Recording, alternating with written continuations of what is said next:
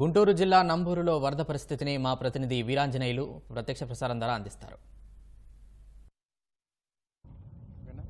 కృష్ణమ్మ వరద గుంటూరు జిల్లా వాసులు కన్నీటిని మిగులుస్తుంది. దాదాపు వేలాది ఎకరాల పంట ఇక్కడ నీట మునిగింది.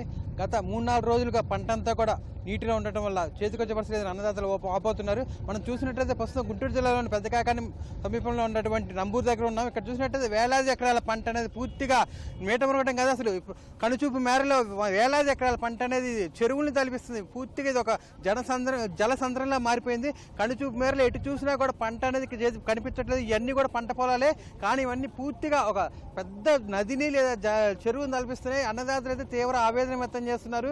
ఈ స్థాయి వరద తాము ఎప్పుడు చూడలేదని, ఈ గత 4-5 రోజులుగా పంట అంతా కూడా పూర్తిగా నీట మునిగిందని, ఈ పంట చేతికొచ్చే పరిస్థితి లేదని, అసలు ఈ నీళ్లు బయటకు వెళ్ళడానికే 2-3 రోజులు పడుతుందని, ఆ నీరు బయటకు వెళ్తే పంట చేతికొచ్చిద్దో లేదో తెలియని ఒక రకమైన ఆందోళన రైతులంతా ఉన్నారు.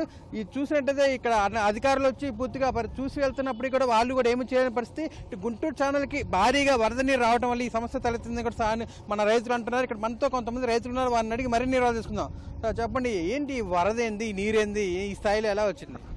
గత శనివారం కురిసిన వర్షానికి, విపరీతమైన వర్షానికి కొండవీటి వాగు పొర్లి గుంటూరు ఛానల్లో తెగిపోయి గళ్ళుబడి, ఈ గుంటూరు నల్ల నంబూరు హై లెవెల్ ఛానల్లో గళ్ళుబడి విపరీతమైన గళ్ళు, దాదాపు గుంటూరు ఛానల్కి ఒక 10-15 గళ్ళు పడ్డాయి, హై లెవెల్ ఛానల్కి ఒక 10-15 గళ్ళు పడ్డాయి. గుంటూరు నల్లాకి కూడా ఈ గళ్ళుబడి ఆ గుంటూరు ఛానల్ గండి ఆగక ఇవాళకి 5-6 రోజుల మించి మా నంబూరు గ్రామ పొలాలు మొత్తం కంప్లీట్ నీట మునిగిపోయినాయి. ఎకరానికి వచ్చి 15,000 రూపాయలు పెట్టుబడి పెట్టి ఉన్నారు రైతాంగం. గత 5 సంవత్సరాల నుంచి చేసిన తప్పిదం మూలకనే ఎక్కడ డ్రైన్లు కానీ ఇరిగేషన్ కానీ ఎక్కడ ఒక పార మట్టి తీసిన దాఖలాలు లేకపోతానా, ఇరిగేషన్ వ్యవస్థ కానీ డ్రైనేజీ వ్యవస్థ కానీ అంతా సిందరమందరం అయిపోయి నాశనం అయిపోతానా ఈ రైతాంగం ఈ దుస్థితికి రావాల్సి వచ్చింది. ఈ సంవత్సరం వచ్చే పరిస్థితి. గత 5 సంవత్సరాల నుంచి కూడా ఎక్కడ ఒక్క పార మట్టి తీలా, ఎక్కడ ఇరిగేషన్ కానీ డ్రైనేజీ కానీ ఎక్కడ ఏ పని కానీ చేయాల. అది ఈ సంవత్సరం వచ్చిన అమ్మటే కొద్దిగా మేము ఇక్కడ తెలుగుదేశం గవర్నమెంట్ వచ్చినాక టెండర్లు ఇస్తే ఆకుమందు వరకు ఇచ్చారో, ఆకుమందు శుభ్రంగా కొట్టారో. ఈ గత 5 సంవత్సరాల నుంచి ఈ డ్రైన్లు కానీ ఇరిగేషన్ కానీ ఈ కోతల పడి ఎక్కడ మట్టి అయిపోయే వరకే దెబ్బతినిపోయి ఈ గళ్ళు పడిపోయినాయి. మీరు చెప్పండి, మీరేమో పంట పొలాలు అంటున్నారు, చూస్తేనే చెరువులు తలపిస్తున్నాయి, అసలు ఏంది పరిస్థితి? ఇదేనండి, నీళ్ళేనండి. ఏమన్నా చెప్పు మనం చెప్పలేము. అదేనా మీరు చెప్పండి, మీరు ఎన్నాళ్ళు బట్టి వ్యవసాయం చేస్తున్నారు, ఈ స్థాయి వరద ఎప్పుడైనా చూసారా మీరు? ఎప్పుడు చూడలేదు. 1977లో తుఫాను వచ్చినప్పుడు కూడా లేవు ఎన్ని నీళ్లు. ఈ మొత్తం గుంటూరు ఛానల్ తెగి వచ్చి ఇవన్నీ మునిగిపోయినాయి.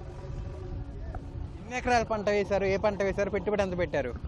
నేను ఒక 25 ఎకరాల పొలం వేసాను, మొత్తం వరి వేసాం, మొత్తం మునిగిపోయినాయి.